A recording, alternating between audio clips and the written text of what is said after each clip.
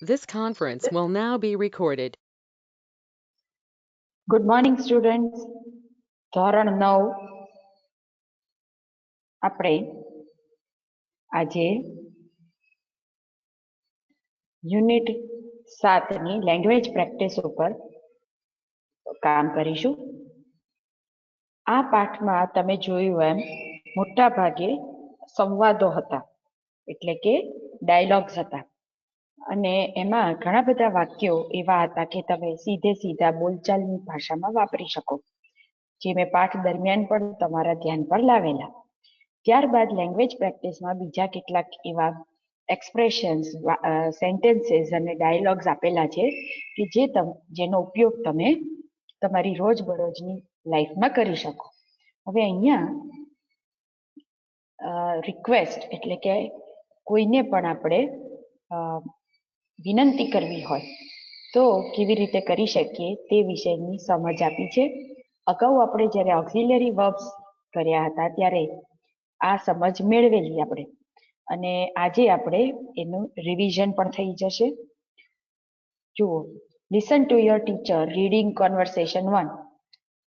Focus on his or her intonation. Intonation એટલે આરો અવરો. અને તમારે અહીંયા રિક્વેસ્ટ વિશે સમજવાનું છે. ચલો, let's read conversation 1. Nimesh calls up a restaurant. એક રેસ્ટોરાં બોલાય, એ રેસ્ટોરાંમાં ફોન કરે છે. Nimesh: hello, can you note down my order? Yes sir. Will you please tell me how far you R?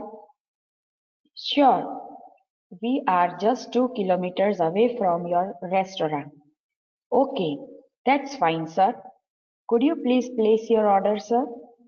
Yes, 1 plain dosa, 1 cheese dosa and 2 masala dosas. હવે અહીંયા જુઓ વિદ્યાર્થી મિત્રો, જ્યારે આપણે કોઈને કંઈક પૂછવું હોય, વિનંતીના સ્વરે પૂછવું હોય, ત્યારે આપણે કેન, વિલ, કુડનો ઉપયોગ કરીએ છીએ. જેમ કે can you note down my order, અને પ્રશ્નાર્થ વાક્ય હોય ત્યારે અવાજ છે એ એન્ડમાં, આપણો જે ટોન છે એ એન્ડમાં ઊંચો જાય. જેમ કે can you note down my order, order. પછી will you please tell me how far you are, તમે કેટલા દૂર છો તે જણાવશો, તમે મારો ઓર્ડર લેશો. ત્યારબાદ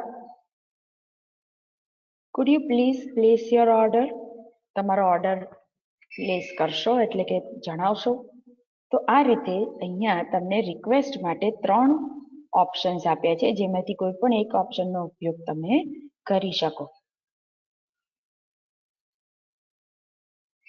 ત્યારબાદ વુડનો ઉપયોગ જુઓ. વિલ, કેન, કુડનો ઉપયોગ જોઈ લીધો આપણે અગાઉ રિક્વેસ્ટ માટે. હવે વુડનો ઉપયોગ. Would you like to have anything else sir? તમને બીજું કંઈ જોઈશે? તો વુડ યુ લાઈક, ત્યારબાદ ઇન્ફિનિટિવ ટુ હેવ, ક્રિયાપદનું મૂળ રૂપ તમે વાપરી શકો. કેન યુ સજેસ્ટ એનીથિંગ, તમે કશુંક સજેસ્ટ કરી શકો. How about spinach dosa sir? It's our special dish. That's great.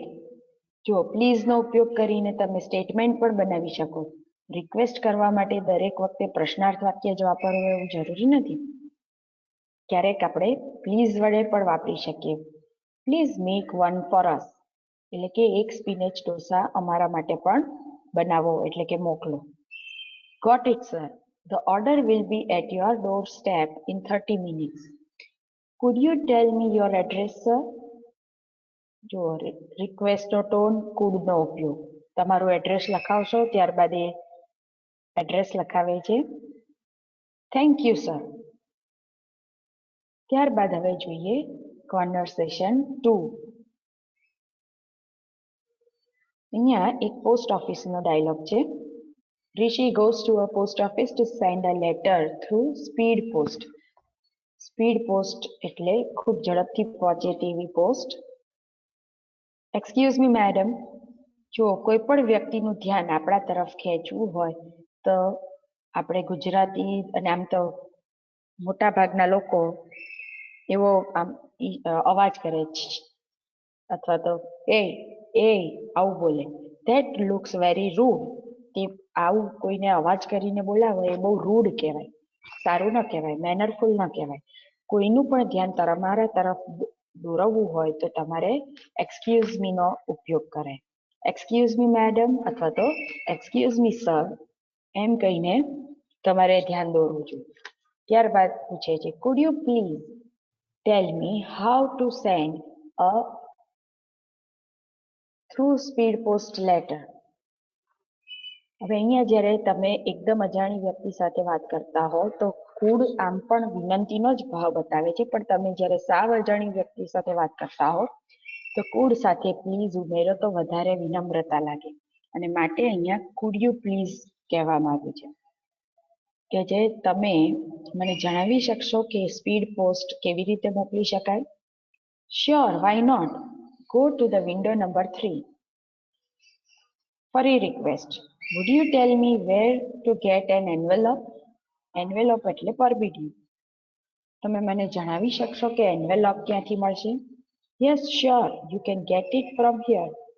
અહીંથી મળી જશે. Oh thanks. Would you mind if I use your pen for a while. જો કોઈની પણ પેન ત્યાં પડી હોય એટલે ફટ દઈને ઉપાડીને વાપરી લેવું, એવું બિહેવિયર ન કરાય. પહેલા પૂછવું જોઈએ કે would you mind if I use your pen for a while. તમારી પેન હું થોડી વાર માટે લઈ શકું છું. Here it is. Thanks a lot ma'am. Conversation 3. Bank માં જાય છે Neha to open an account. એને ખાતું ખોલાવવાનું છે. જો જ્યારે પણ તમે કોઈને મળો તો good morning, food I get a form two open an account. તમારે ત્યાંથી મને એકાઉન્ટ ઓપન કરવા માટે ફોર્મ મળી શકશે. Yes sure, here it is. Fill up the details and give it back to me. Thank you. Could you lend me your pen please. જો આગળ pen માંગવા માટે અલગ રીતે વિનંતી કરી હતી, અહીંયા પેન માટે અલગ વિનંતી થાય છે, અલગ રીત છે. કુડથી પ્રશ્ન અને છેલ્લે પ્લીઝ ઉમેર્યું છે. No, I am sorry, I need it myself. કે જે મને જોઈએ છે, હું આપી નહીં શકું. ત્યારબાદ Neha to a stranger in a bank. એક બેંકમાં જે અજાણ્યો વ્યક્તિ હોય એને એ રિક્વેસ્ટ કરે છે. Uncle, could you lend me your pen for a while. જો અગાઉ પણ આ પ્રશ્ન આવી ચૂક્યો છે.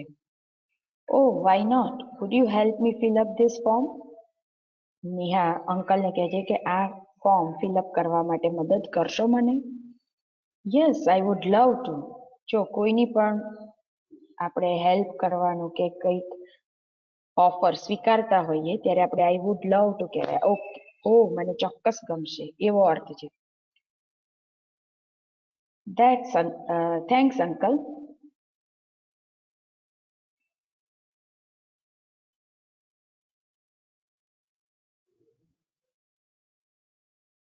ત્યારબાદ તમે ઉપરના ડાયલોગમાંથી રિક્વેસ્ટના જેટલા પણ પ્રશ્નો છે અથવા તો સ્ટેટમેન્ટ છે અહીંયા લખો, અને સામે એના શું રિસ્પોન્સીસ આપે છે એ લખો. એટલે તમને આ વાક્યો યાદ રહી જાય અને ભવિષ્યમાં તમે એનો ઉપયોગ કરી શકો.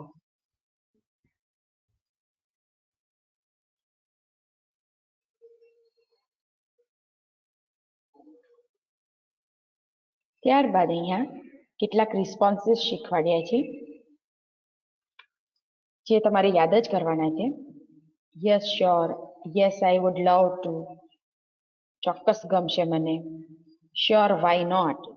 કોઈ તમને કે આ કામ કરી આપીશ અથવા આ વસ્તુ આપીશ તો તમે તરત જ જો આપવાની હોય એ વસ્તુ તમને ઈચ્છા હોય, આપી શકો એમ હો તો તમે કહી શકો શ્યોર, વાય નોટ. અને જો ના પાડવાની હોય તો તમે કહેશો નો આઈ વોન્ટ. ઉપરાંત તમે નો આઈ વોન્ટ પણ થોડું રૂડ લાગે, સીધે સીધી કોઈને ના પાડીએ તો બહુ ખરાબ લાગે. એના બદલે તમે કહી શકો I am afraid I can't. I am afraid એટલે મને લાગે છે કે હું મદદ નહીં કરી શકું.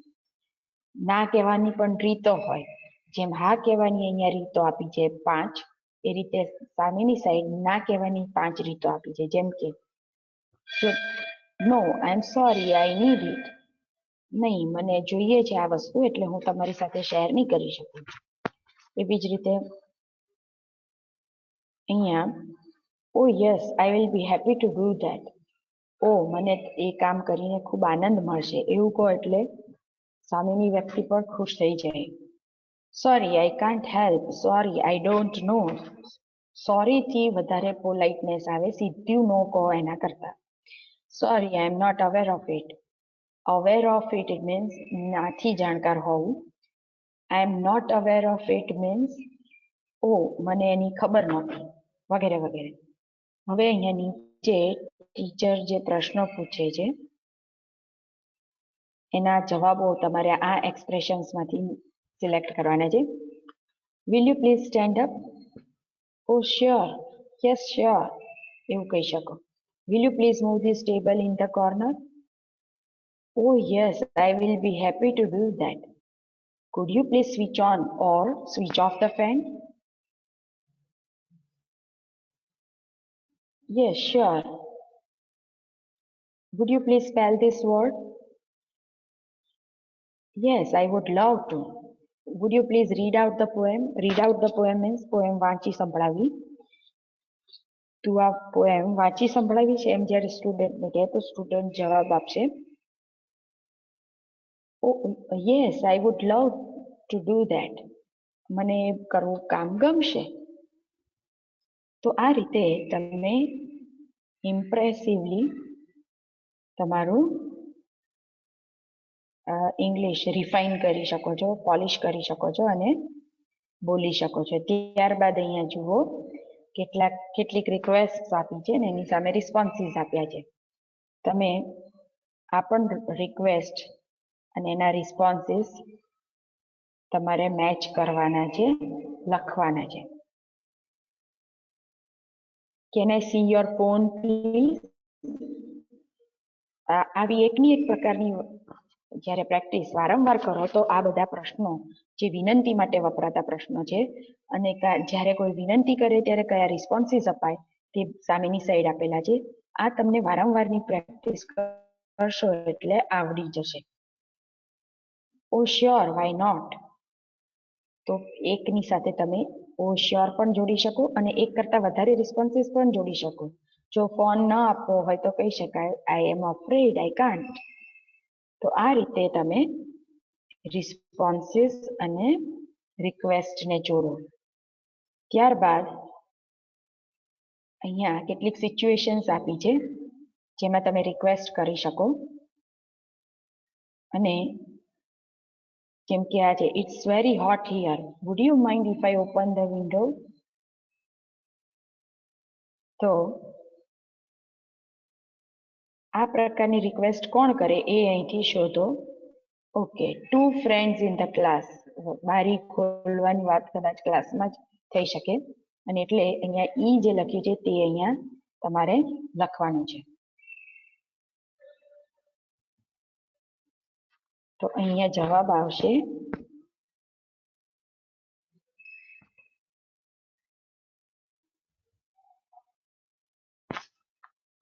ઈ.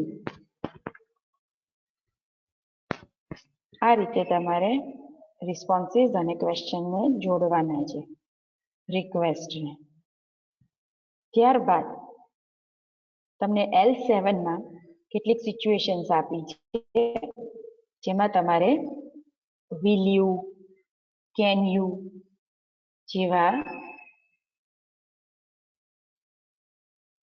પછી food you please, would you વગેરે જે આગળ આપણે જોઈ ગયા એના પ્રશ્નો વડે તમારે અહીંયા રિક્વેસ્ટ લખવાની છે, વાક્યો બનાવવાના છે. જેમ કે you are decorating the room for your birthday party, ask one of your friends to help you for the same. Birthday party માટે રૂમ ડેકોરેટ કરી રહ્યા છે અને ફ્રેન્ડની મદદ માંગો છો તો તમે શું કહેશો? Can you fix those balloons on the wall? Wall ઉપર પેલા બલૂન્સ લગાવવામાં મદદ કરીશ. આ રીતે અહીંયા સિચ્યુએશન્સ આપી છે નંબર 2 થી લઈને 6 સુધી અને તમારે ત્યાં પ્રશ્નો લખવાના છે. એ એક્સરસાઇઝ તમારે સોરી 7 સુધી છે ત્યાં સુધી તમારે પ્રશ્નો લખવાના છે.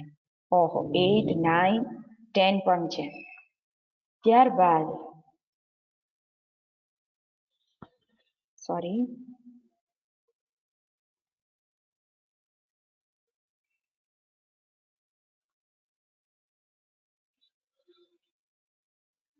અહીં પણ આ વર્ક ઇન પેર એટલે બોલવાની પ્રેક્ટિસ કરવાની છે. જે જો ઘરે થઈ શકે તો કરવું, બાકી અહીંયા ક્લાસરૂમમાં પ્રેક્ટિસ કરવા માટેની આ વસ્તુ છે જેને તમે ઓમિટ કરી શકો છો. ત્યારબાદ મેસેજ રાઇટિંગ છે જે તમારે કોર્સમાં નથી, માટે આપણે હાલ પૂરતું સ્થગિત રાખીએ છીએ. જો આવશે કોર્સમાં તો આપણે ચોક્કસથી કરીશું.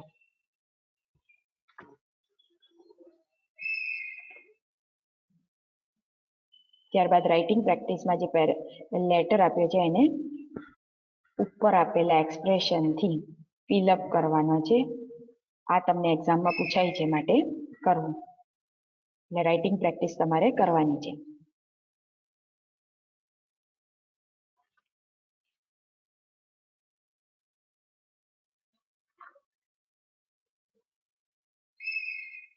ત્યારબાદ લેટર રાઇટિંગ જે છે કરવાનું છે. મોસ્કીટો વાળો જે ડાયલોગ છે એમાં ડાયરેક્ટ ઇનડાયરેક્ટ કરવાનું છે, જે હમણાં આપણે નથી કરવાનું.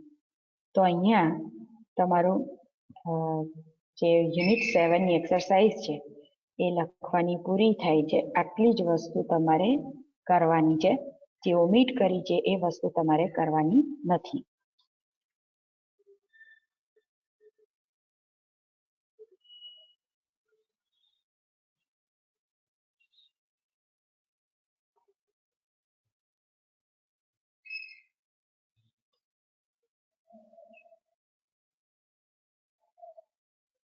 This conference will now be recorded.